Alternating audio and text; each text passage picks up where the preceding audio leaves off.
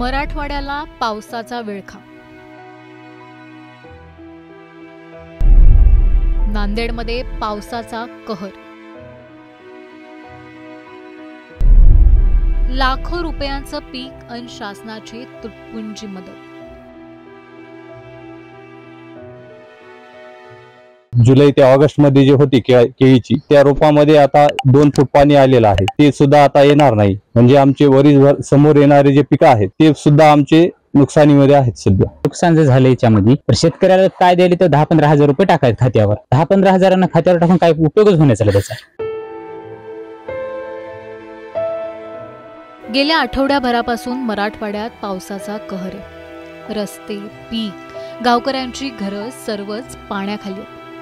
सरकार शेतकऱ्यांच्या बांधापर्यंत पोहोचलंय खरं, पण सरकारची मदत मात्र अजून शेतकऱ्यांपर्यंत पोहोचलीच नाहीये। जिल्ह्यात एखादा दिवस वगळता दररोज सारखाच पाऊस सुरू।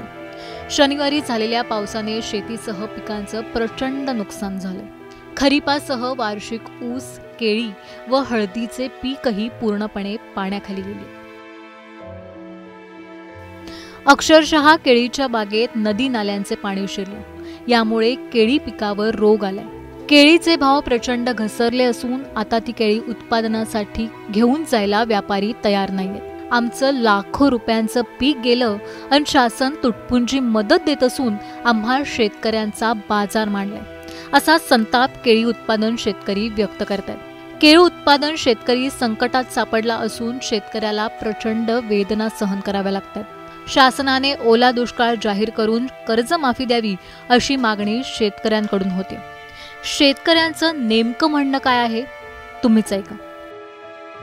मागे झालेल्या जून मध्ये चक्रीवादळामुळे लहान आणि आमच्या अर्धापूर परिसराचं अगोदर मोठ्या प्रमाणात नुकसान झालं होतं। जे आमचं नगदी पीक आहे केळी, त्याचा तोंडाशी आलेला घास नेमका आमचा आधी पळवलेला आहे पावसाने, चक्रीवादळामुळे। आणि आताच्या या पावसामुळे आमचं दुहेरी नुकसान झालेलं आहे। वार्षिक येणारे जे हळद पीक आहे, हळद पीक असो, सोयाबीन असो, केळी असो, आता नवीन लागवडी केलेली आम्ही रोपाची लागवड केलेली असो, आतापर्यंत आम्ही पुढे येणाऱ्या पिकाला आता आम्ही लाख रुपये खर्च करून ते वाढवलेलं होतं आणि त्याच्यामध्ये आता रोपामध्ये आमचं गुडघाभर पाणी आलेलं आहे। ती नात नुकसान झालेलं आहे शेतकऱ्याचं। याच्यात शेतकरी भरून शकतच नाही, कारण करोड रुपयाचं नुकसान जे झालं याच्यामध्ये तर शेतकऱ्याला काय द्यायला तर 10-15 हजार रुपये टाकायचे खात्यावर। 10-15 हजारांना खात्यावर टाकून काय उपयोगच होण्याचा त्याचा।